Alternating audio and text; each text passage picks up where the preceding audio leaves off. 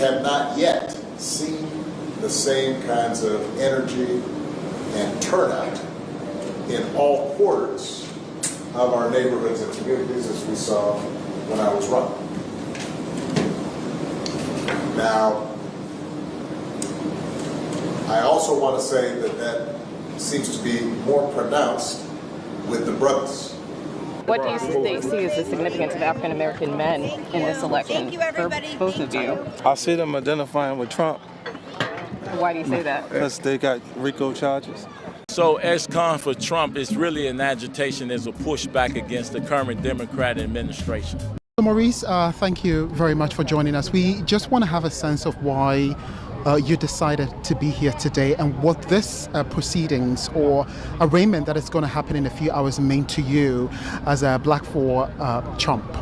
I got indicted a second time and a third time and a fourth time. And a lot of people said that that's why the black people like me, because they have been hurt so badly and discriminated against. And they actually viewed me as I'm being discriminated against. I bet you were surprised to see such a diverse group of black men who support Donald Trump, from celebrities to local people all over the country. Black men, not a majority, but a plurality of black men are out supporting Donald Trump. So the Harris campaign, the Harris-Walz campaign, they're looking at this data. They see what's happening with demographics and sub-demographics. They see this incremental increase among black men who are supporting Donald Trump. So what do? They got to bring out the big guns. They got to bring out OG. President Obama had to bring him back out to the stomp.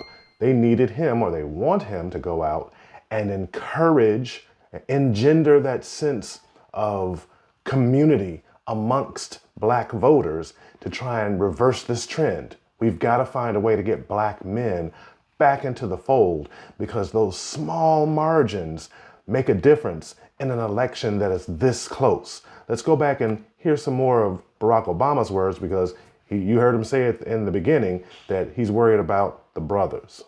And you're coming up with all kinds of reasons and excuses.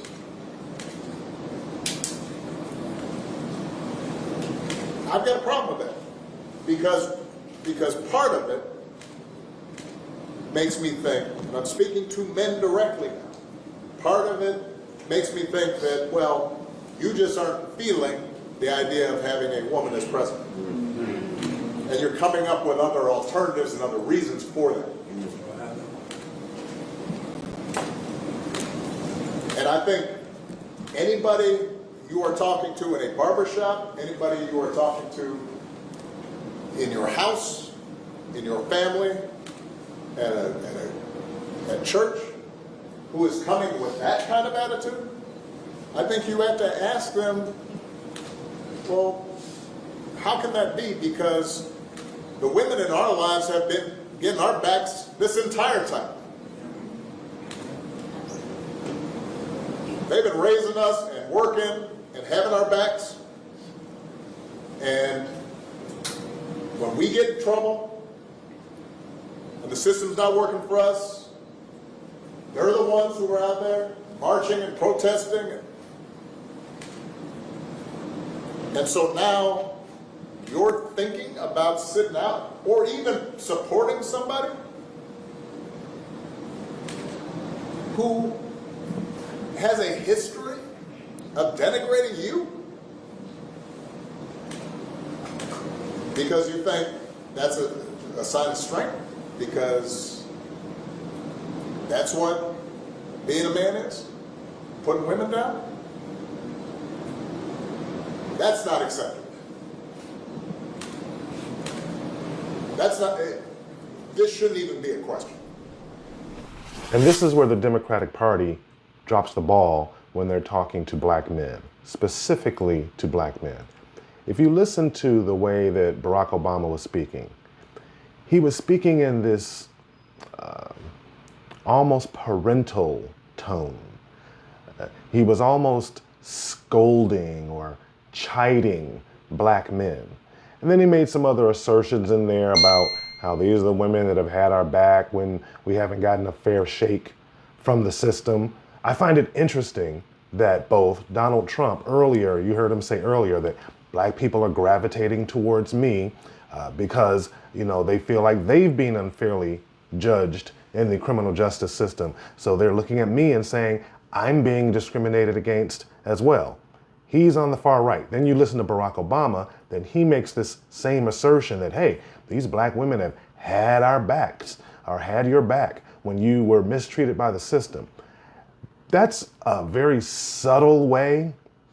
It's almost subliminal, but it's very subtle that both the right and the left are talking to black men through the lens of criminal justice. Like that's the only experience that black men have that's worth discussing, that galvanizes black men, is that we all have had some brush with the criminal justice system. And that's where they're losing the opportunity. Black men, yes, there are some black men, there's a percentage, there's a plurality of black men who have gone through the criminal justice system. But you know what else there are? There are black doctors, and there are black lawyers, and there are black electricians, and there are, you know, black people who are entrepreneurs and businessmen who have never had an experience with the criminal justice system. And when you use that one experience to try and speak to black men like they are a monolith, rather than appreciating that black men, just like every other demographic, has a diversity of experience and a diversity of views. How about instead of scolding black men for not supporting Kamala Harris and perhaps being driven towards Donald Trump, instead of scolding those black men, perhaps a better strategy would be try to find out what's important to those black men and then speak to that. I talked about this in an earlier radio broadcast that I do on Friday, and I talked about how we can expand our tribe. If you want black men in large numbers to come into this democratic tribe, it's a transactional relationship. They have to see something that they are getting in exchange for their vote. And what this plurality of black men are saying is that they have continued to vote for the Democratic Party. They have not received anything that they view as a value in return. We can make an argument about whether or not that's accurate or not, but that's what they're saying when they choose not to vote for this party. Instead of scolding them, maybe a better way is to put together focus groups, talk to this community, find out what it is that's important to them, and then create policy around that. I don't know if any of you remember Tiffany Cross. She used to have a show on MSNBC, and she has a podcast now. You can go check that out. You can search it. But she had this podcast, and it was during the time that Stacey Abrams was running for governor of Georgia. And then Stacey Abrams wasn't getting the amount of support from black men that Stacey Abrams and that other black pundits and politicians thought was appropriate. And Tiffany Cross took an opportunity to make this statement on her show. This goes back a couple of years, but I think it's really germane to what we're talking about right now. I will say, you know, a lot of black men sometimes feel like they're ignored or they're put down, particularly sometimes even by black women in the media. So this is not that.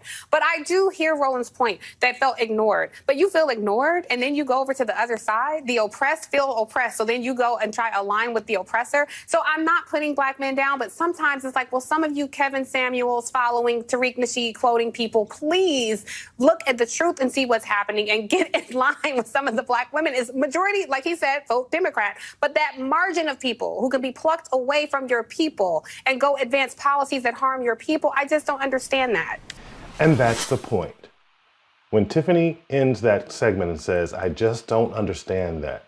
When Barack Obama says, this isn't acceptable, what they are not doing, they're saying they don't understand. They're saying that it's not acceptable, but they're not taking the time to find out why black men, this plurality of black men, are choosing Donald Trump over Kamala Harris. If you don't know the answer to the question, the logical thing to me seems to be you need to ask the question. that just seems so glaringly obvious that you have these Democrats who are scratching their heads and they're trying to figure out, well, why are these black men not gravitating towards the black female candidate? It must be misogyny. It must be this macho bravado that Donald Trump that he exudes that's attractive, or it must be because black men are, have a disproportionate experience with the criminal justice system. But everyone's guessing. No one, and that's been the complaint of this group of black men who are Trump supporters. That's been their main complaint, that the Democratic Party is not asking them. The Democratic Party is telling them what they should do, but they're not asking them what are they asking for in return to get their vote. This election is just a few weeks away. I don't know if it's even possible at this point if the Democratic Party does make an overture to black men at this point. It's going to seem disingenuous this late in the game. But if you want to know the answer to the question, you have to ask the question. That's really the lesson right now for the Democratic Party. I want to hear from you. Let's jump in the comments. Tell me, did Barack Obama overstep by singling out black men and telling them that it's not acceptable that they are not supporting Kamala Harris in the same numbers that they supported him when he ran? Do we need to do a better job of reaching out to every sub-demographic? In this case, the sub-demographic that we're talking about are black male Trump supporters. Or is it right? Do you choose your leaders based on identity politics, or do you choose your leaders based on policy and how it aligns with your personal goals? I think the latter is the way that you choose a leader, and the Democratic Party needs to ask themselves, why are so many black men seeking out and aligning themselves with the Republican Party and Donald Trump, as opposed to the Democratic Party? But only ask the question if you want to win.